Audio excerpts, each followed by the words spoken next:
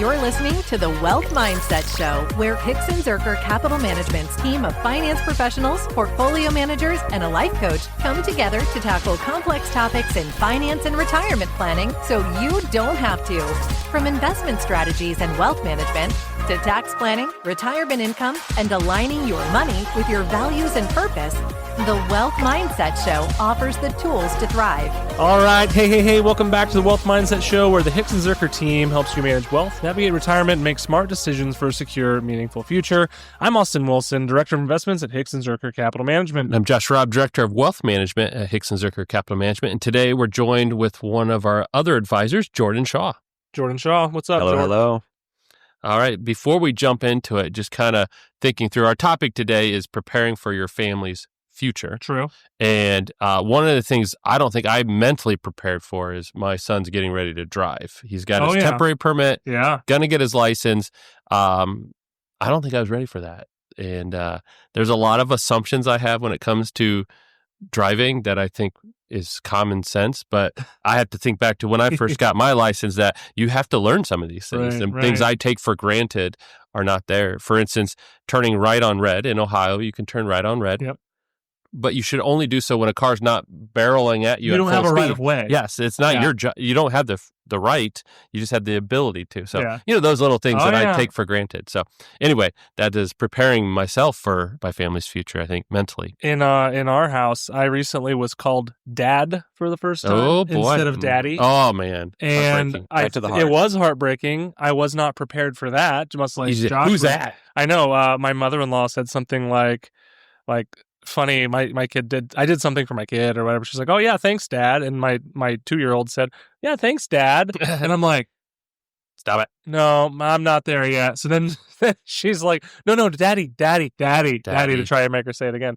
She hasn't called me it since. Okay. So I'm hoping more of a repeat. I'm hoping it stays Daddy. Yeah, just repeating the sound, not so much as changing your name. Yeah, I'm not ready to be a dad yet. I'm just Daddy. Not just Daddy. What about you, Jordan? What's going on in your world? Yeah, my 2-year-old, same thing. It's Daddy or nothing. It better be. But she's like, lately, whenever I come home, I get the most broad range of emotions from her when she sees me. It's either, oh my word, Daddy's home, we're going to play and go outside and all this. Or just the other day, she ran up to me, didn't say a word, and just like whacked me with both hands and ran away. I'm like, okay, I don't know. Or she'll just have a mental breakdown when she sees me. It's all over. I never know what I'm going to get. It's fun. I mean, coming from another person who has only daughters, yep, I think that we're in for wild cards. You never know what you're going to get when you walk in the door. Yep. Right? It could be anything. So today we're going to be talking about, that topic that hits close to home, thinking about your family, thinking about your family's future and taking care of them. Obviously, this looks very different at one end of the spectrum when you have a young family, or when you are at the other end of the spectrum and maybe you're taking care of some aging parents or thinking about what sort of legacy you want to leave on the other end of all this. It's a big deal. So we're just encouraging people to start thinking about it now. Hopefully this episode will prompt you to start thinking about it, and everyone will be better off because of it. So I guess let's talk about, what does the term like your family's future mean for you guys? Yeah.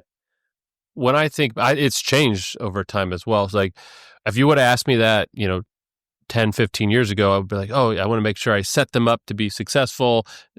Now it's more about habits, mindset, values. I think it's changed more towards less on the training and more on instilling the right concepts and values for them. And so when I think about preparing my family for the future, it is instilling my values for them and showing them that. Less so of, I need to open an account, I need to start saving. Those are all important things, but it's less that for me now than it was before. Yeah, I would second all of that and add to it with, I tend to think of who are the people that they're going to be pouring into. So setting them up to build those connections and have that network of people around them, it is less about like the financial aspect in my mind, thinking about that in particular. Those things are important, but I worry about, or I try to think of what's the legacy there? Who's those next people that they're going to be pouring into or connecting with? Yeah. And I tend to even take that one step further as I'm looking into the next generation of my kids. So when my kids get older, I want to prepare them to, be, so of course, an exceptional, workforce member, contributing to society, of course. But I also want them to be a very valuable, spouse to someone if that's the direction their life takes. And there's a lot of, moral thoughts and stuff that go into how we can raise them up to do that and hopefully show them a good example of that over time, as well as, financially, as what we talk about a lot here is how can I set them up to just have a really good head start? Mm-hmm. I don't want them, I'm not ever going to be able to provide everything they could ever want in the entire world because there's not room in my backyard for that many ponies. Yes. But we can set them up and take some steps to prepare them for the future. And most importantly, things about preparing, or not preparing them, but taking care of things in the event something would happen. And that's one of the things we're going to be talking about today is, let's just understand what's important to us and how we can plan for that.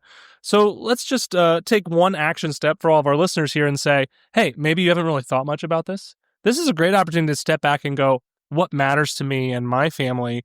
How can I think what I want their future to look like and how can I plan for that today? So starting number one, protection. Yeah. So this is where we're going to talk about things like insurance. So Josh, talk a little bit about why, maybe even before you think about planning ahead in terms of growing your money, protecting your income, particularly to make sure your family's needs are covered, is super important. Yeah, because you can create all these plans for what you want them to do in the future, but if something were to happen to the primary earner in your family, that really disrupts those plans. Yep. So what you want to do is take that risk, and insurance is just having someone else take the risk for you. You're paying them that premium, that cost monthly or whatever annually, to take a risk that you had and pass it to them. So in the form of life insurance or disability insurance, to say, if that, in my case, if I'm the primary earner, if something were to happen to me, what do I need to have so that my family can continue towards that legacy, that goal, that what I'm trying to achieve with this planning?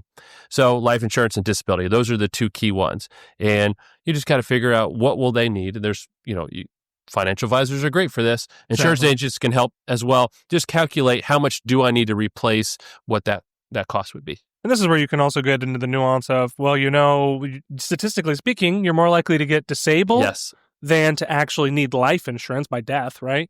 So that's where things like long-term disability insurance are so important to look at to make sure that you and your family are protected from that. Because passing away, which is tragic, there's no ongoing costs. But if I'm disabled and I'm still around, I have ongoing costs as well as losing my income. So you're right, that is a detrimental and it's more thing likely for the family. Than death. You have a higher probability. Becoming disabled is more likely than dying early. Yep. And it's less talked about. Yeah. Mm-hmm. People don't think about disability insurance. Life insurance is all over the place. Right. So, but on the life insurance topic, we have full dedicated episodes of this, and we probably will again in the future. Yep. But just at a very high level, making sure that your liabilities are covered, and hopefully your income is protected for a while to prepare for your family while it's needed. Now, this changes as your life stage changes. As you get a little bit older, maybe you have a little bit more assets. You kind of be more self-insured. Mm-hmm. But early on, especially, making sure that your, in our cases, wife and kids would be taken care of if we were to, untimely pass is good. But this is also where we could get into the little, rabbit trail of whole life versus term life insurance. And we'll say right here that both products may have, benefits in certain cases. Generally speaking, for the majority of people, more of a term insurance policy would be what we would recommend. Yep. There are instances where whole life can have a value there. But that's a whole different topic for another day. But those are different routes you can go about that. Then you have to start thinking about how those tie in to, estate planning. I think we talk about estate planning every episode. A lot. So it's important. Your lawyer and your CPA, they're your best friends, right? They should be. And your financial advisor. Yep. There are those three. That's the trifecta. But this is where it's really good to have a lawyer that you trust who can draft all these documents and make sure that you've got things like, power of attorney, you got a will, you got all your guardian's name for your children if something were to happen to you and your spouse. So those are check marks you should probably be checking off as you're listening to this, not while you're driving, though. That would be extremely dangerous. Yep. But please make sure you have those things figured out. It's not expensive to do those things either. The earlier you are and the more simple your situation is, the cheaper it is and the easier it is to get that done. And then, of course, thinking about planning ahead here. So talk about a little bit about, just at the very high level, planning ahead for college expenses or education in general. Yeah, I mean, if you're looking at kind of this idea of planning for your family's future, one thing that may be in the future for your family is as your kids age, continuing their education into college. And so how do you pay for that? College is not cheap. There's many different ways. There's scholarships and grants and all these things, loans, but how, and this comes back to, like you said, sitting down and saying, what is our philosophy? What as a team do me and my spouse want our kids to accomplish? And how do we want to help them or support them through that? So maybe it's setting aside some money. 529 plans are investment plans that work towards college education. We have talked about this before, just a lot of tax advantages. But what do we want to do to save for it? What do we want to do to help prepare them for that? But yes, that's, education is probably one of those pieces when you look about the future that you want to have a plan. You don't want to just stumble into it when they turn 18. Oh, I didn't realize this was coming. You want to have a thought out plan for it. And it's challenging too. Like if I could just sit my 2-year-old down and she could tell me where she wants to go to college, Yep. and I could call that college up and ask how much they're going to be charging in 16 years, Yeah. You're all set. there'd be no problem. But there's so many unknowns. And that's where this really comes into the conversation where clients will have competing priorities. And it's like, how much do I prioritize college? I don't know if my kid's going to go to college or what their thoughts are yet. They're only in 5th grade. But when you have some of that extra cash flow, it can make sense to at least put some in a 529. It'll grow. You'll get some tax benefits. And there's a lot more leeway now with those type of accounts that even if they don't go to your standard 4-year institution, there's other ways that you can access that money for them too. Yeah. Have you ever thought about how your financial choices reflect what truly matters to you? At Hixson Zerker Capital Management, we believe that integrating your values and dreams with your financial future is key to achieving peace of mind and confidence. When you engage in deep conversations with us, you'll start to see how your money can support the things that matter the most in your life. Our holistic approach means that your financial plan is more than just numbers. It's a personalized blueprint that evolves with you. You'll have a dedicated team of professionals tailored to your unique needs, all focused on crafting an investment portfolio designed to help you achieve your specific goals. Plus, our on-staff retirement life coach offers guidance to empower you toward a fulfilling retirement that goes beyond just financial security. Ready to transform your relationship with money? Join us at hzcapital.com and let's embark on this journey together. Now, back to the show. So that kind of is a couple of the aspects of starting with the protection side, the insurance side, things we can plan ahead for. But let's talk about the non-financial side of legacy planning here. And this is something that we're very passionate about here at Hixson Zerker Capital Management is the non-financial side, particularly of retirement. But there's a whole non-financial side of life, right? And this is the things that we kind of briefly hit on, but we can delve into a little bit further. But this is things about our legacy that we want to pass along to our children and people going forward. So talk a little bit about the values that you want your children to carry forward. Yeah. When you think about a legacy and how do I want to be remembered? And that, if we're talking family in this instance, how do I want my kids to view and remember me? And when we talk about finances, what do I want them to see from me? How do I treat money? How is it used within our family? And depending on their age, there's, different ways you approach that, right? For my 7-year-old, there's a different conversation than with my 15, almost 16-year-old to say, how do you look at money? What is it for? All these different principles. And so this essence of instilling these values, I think, changes over time. But even the littlest ones, you can start by just how you interact with them, right? And how you show them, because they absorb a lot more than you realize just by watching the two parents. Are my wife and I, do we argue or get stressed about money? Do they pick up on that? And does that carry on? How does that kind of change their worldview by how they saw us react to it? So that's, the starting point, I think, is just based on their age. Even little kids can comprehend. My 7-year-old understands money to the extent that you need it to get things and that different things cost different amounts. Still it's kind of hard for her to comprehend. A house costing hundreds of thousands is just a concept hard for her to understand versus that pack of gum she bought for, 75 cents or $1. There's a difference there, right? But she doesn't quite get how big of a difference those two numbers are. But we can have that conversation if she says, oh, I want this gum. Okay.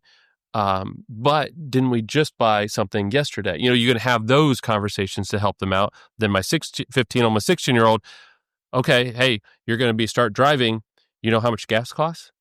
If you fill up this tank, do you know roughly how much that will be? And how much do you have to work to pay for that gas? Absolutely. They can comprehend more of that as they get yeah. older. Jordan, what about you? And what do you want your kids to take away from your legacy?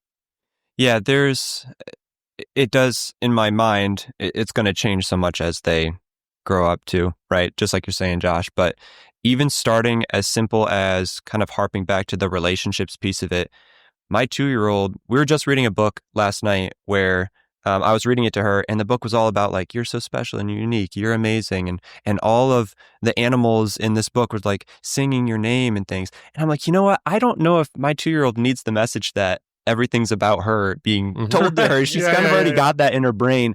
So it's really thinking about, how do I help this young soul, this young mind begin to relate more to people and start to learn to give towards others and plan for the needs of others and things like that. I think that's something that I want to carry on, or I want to pass along to my girls as they age, is like, the world can be made a better place with you in it, especially when you're impacting others and you're thinking about the needs of others. Yeah.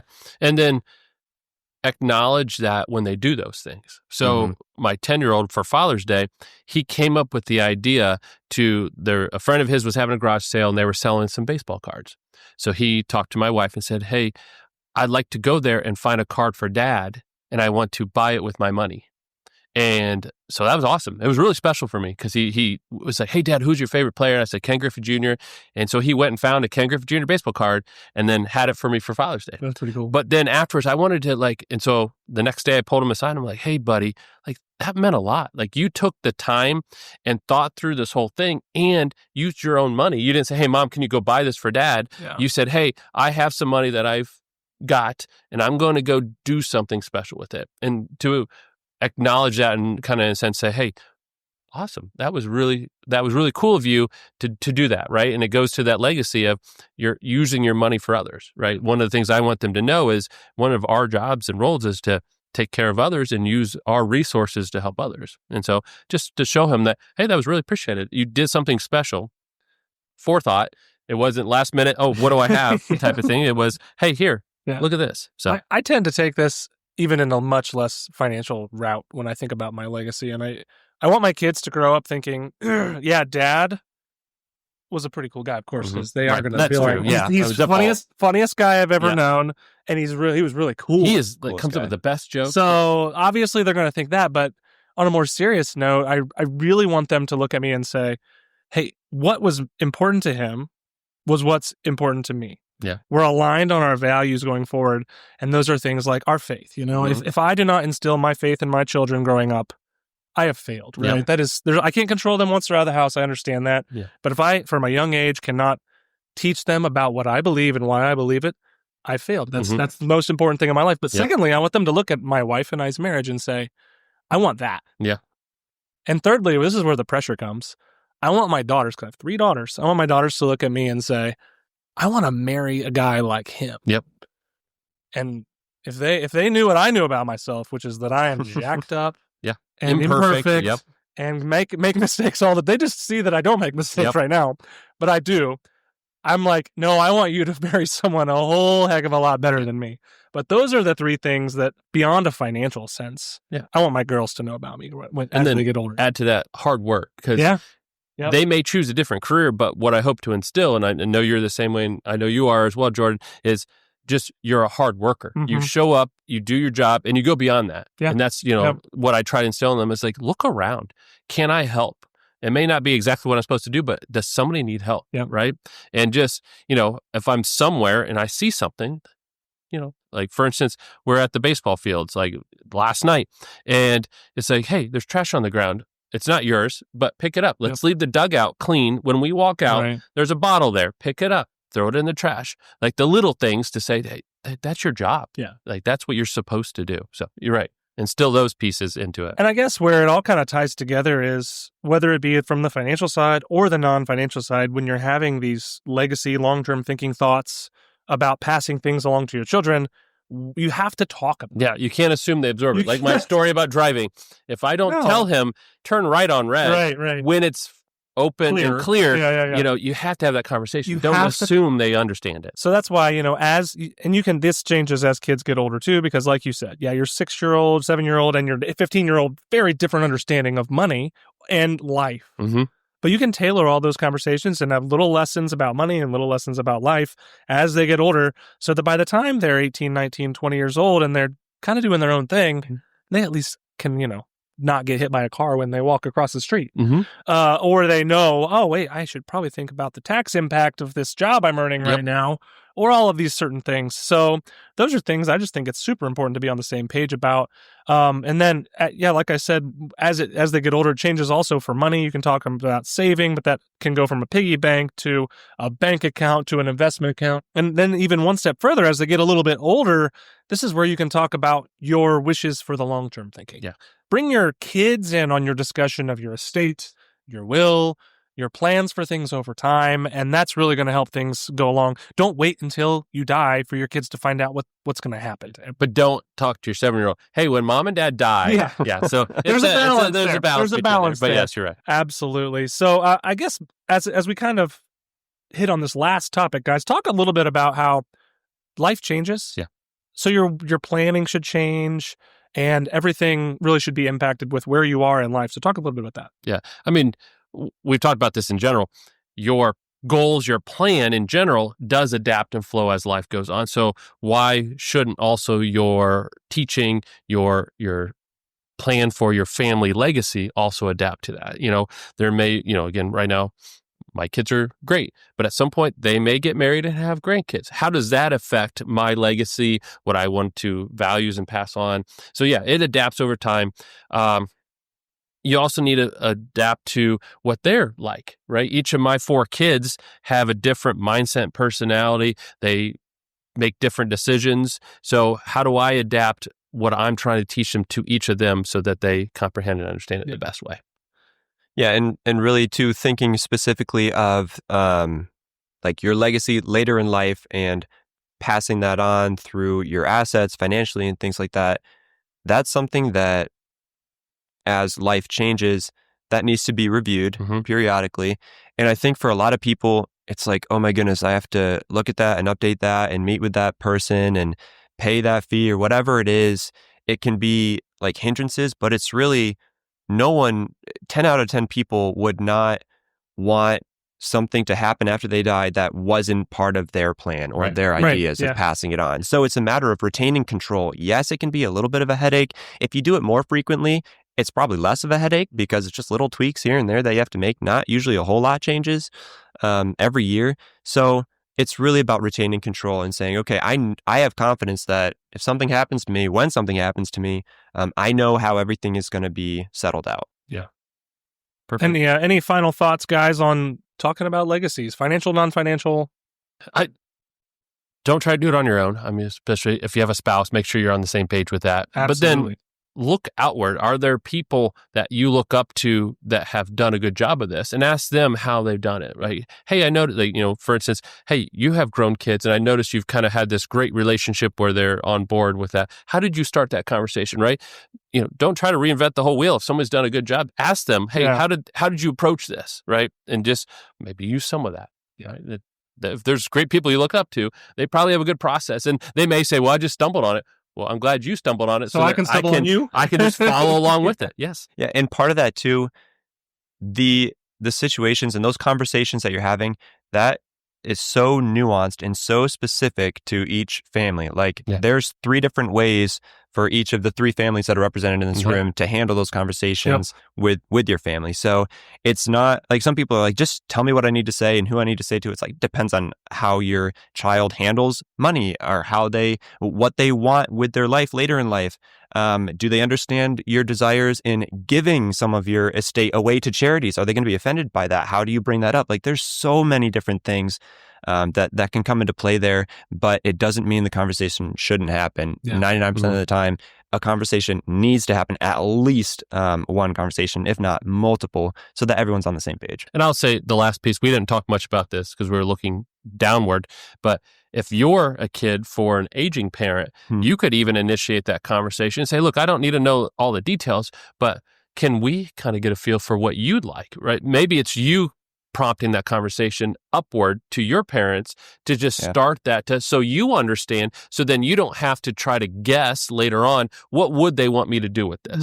Right? You could have that conversation upward. You don't have to be the parent going down, but you could be the kid up and say, hey, you don't have to tell me numbers, but for where you're going, what are you hoping to have happen? Like, what are some of your values and goals? And frankly, I think that numbers should be discussed more frequently. At some point, yes. And it don't wait too late, though, because things can happen on mentally really quickly for aging parents and stuff like that. So as soon as your children they have, they're stable, they have a good mind of what's going on with money, and you understand estate planning in general, I think it's a really good time to have that conversation.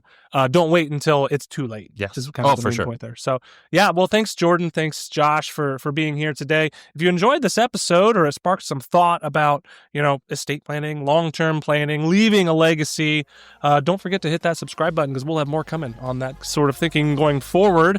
And then make sure you follow us on social media because we're pretty active on there and we'd love to connect. And if you're ready to invest with Hicks & Zerker, where we work here, you can head over to azcapital.com, check out our website, check out what we're about, and maybe we can be a great fit for one another. Otherwise, thanks for listening, and we'll see you next episode. Talk to you later. Thanks. Bye. Thank you for joining us at the Wealth Mindset Show, where we tackle the complexities of finance and life planning to help you align your wealth with your values. We hope today's conversation provided value and clarity as you navigate your financial journey.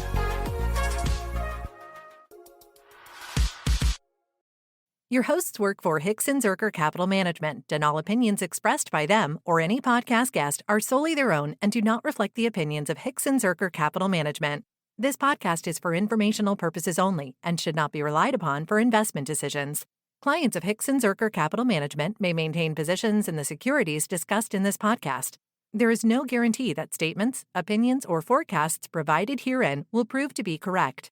Past performance may not be indicative of future results. Indices are not available for direct investment, and any investor attempting to mimic index performance would incur fees and expenses that could reduce returns.